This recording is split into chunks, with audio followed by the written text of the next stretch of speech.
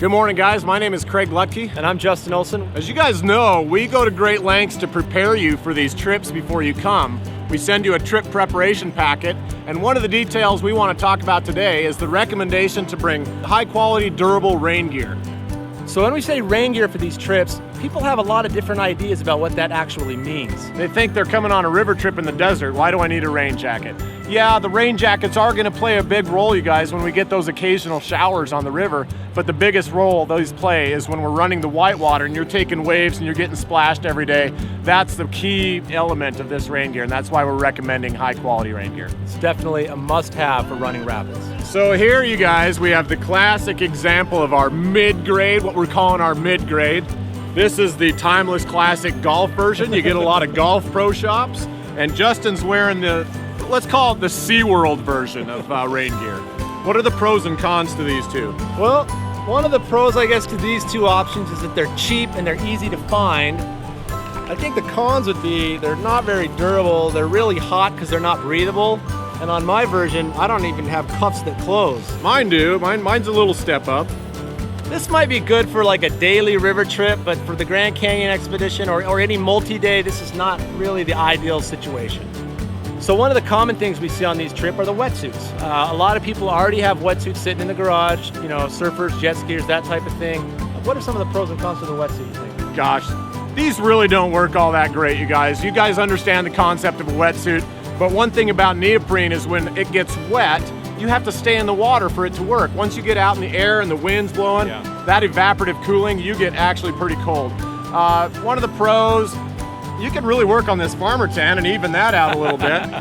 You know, you kind of look a little bit tough in these things, but they're really not very applicable to these river trips. This is probably our favorite version that we like to see show up on trips. We're calling this the El Cheapo. And I'm wearing a classic garbage bag, and Justin's got your, you know, free with a haircut poncho. What are the pros and cons to these, Justin? Well, for me, the pros for this are, you know, it's super cheap, and it can even double as a Halloween costume if you want. The cons are, it doesn't really do much. I mean, the whole sleeves are open here. You know, you got one, it's really useless for anything more than a 3-second downpour, I guess. I think I got you beat on the cheap. You can get these at your local corner store, brick of 500 for about $6. And you know, they're easy to take off.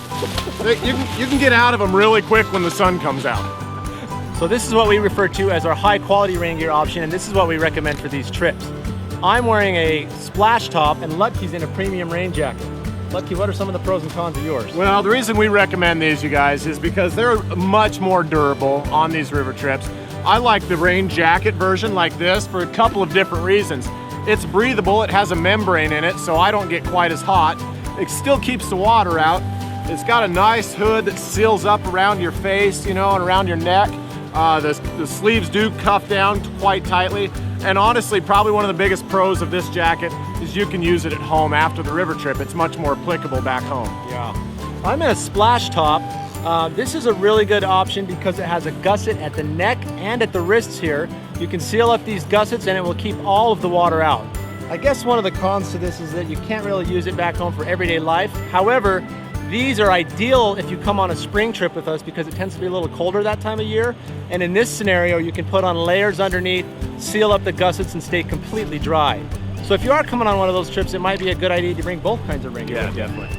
All right, guys, we hope this video helps out in bringing some clarity to the rain gear situation. We promise you're going to enjoy your vacation a lot more if you have quality, durable rain gear. I'm in a premium, high-quality, durable rain jacket right now, getting pummeled in Grand Canyon. It's going to make the difference between you enjoying it or just tolerating it. Thanks for watching, guys. We'll see you on the river.